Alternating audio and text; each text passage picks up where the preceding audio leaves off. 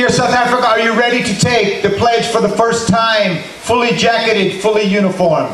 CDS always ready. I pledge to serve as a CDM member to the very best of my abilities, to honor the rules and expectations of CDM, to respect my colleagues, the people and the communities we serve, to provide excellent service, to lead by example and be a role model to children, to celebrate the diversity of the people, ideas and cultures around me, to serve with an open heart and open mind, to be quick to help and slow to judge, to do my best to make a difference in the lives of others, and to build a stronger community, nation and world for all of us.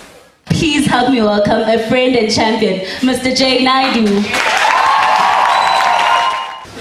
Eita, Satya, Eita. Who's a Shisa, Satya? I am very glad to be back here with you, and I pledge that I will always be here with you to support and make sure that you succeed in making our country successful. And so we are an older generation, and we represent the past. You represent the future of South Africa. But in our generation, many people did die for the freedom that you have today. And you have got to defend that freedom and make sure that it is meaningful in the lives of those young children that are here in the school today. Because as Charlie has said, and as Nelson Mandela, our founding father, has said, what is more precious than all the gold and diamonds in South Africa is our children. Because our children represent the future and the success of our country. And I know in many of these schools, because I travel around there, that there are still no laboratories, there are still no libraries, there are places where I've been where there are no toilets. Now how can we have a school without a toilet? How can we have a school without running water? And the convener of the Union of Teachers, and we vowed when we stood here in Soweto and launched the union with Nelson Mandela, that the union will always represent the interest not of the teachers, but of the students and the pupils. And that is your job. Bring back the values that we fought for, which is about service, which is about solidarity, which is about social justice, which is about the future of our children. And so I stand here before you today, and I want to apologize, because we have made some mistakes, and I have been part of that. And that is why today, your generation, like our generation, had a vision, the fight for freedom, the impossible dream that one day we will bring down apartheid and we'll put democracy in its place. We won that dream because we stood up and stood together and said, this is about our human dignity. And today you have to stand up. You have to define your struggle. You have to define what you want to do with this country that we are giving over to you. And don't let anyone take away your voice, because that is what we fought for, the voice of our people. You have articulated everything that guided us. It was about discipline. It was about service. It was about integrity and honesty in what we do.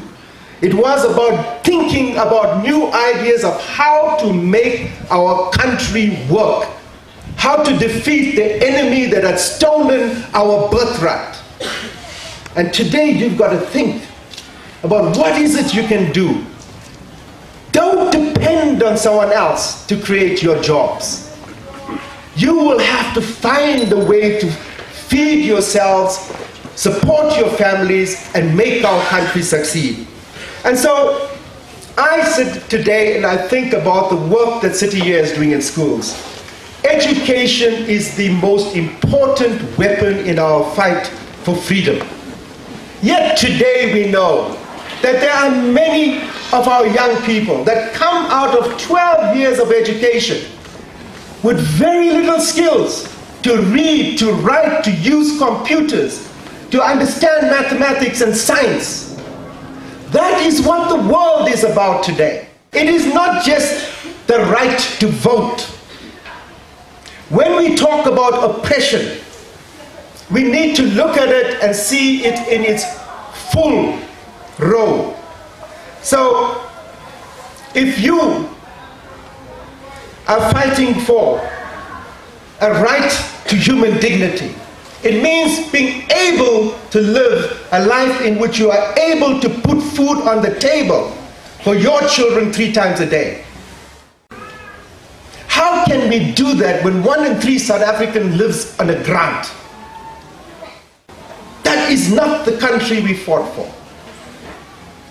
But don't wait for someone to solve that for you. Solve it for yourself, and what City Year is doing, it's solving it school by school by school, by making sure that what Steve Biko told us, that our oppression often is in our heads.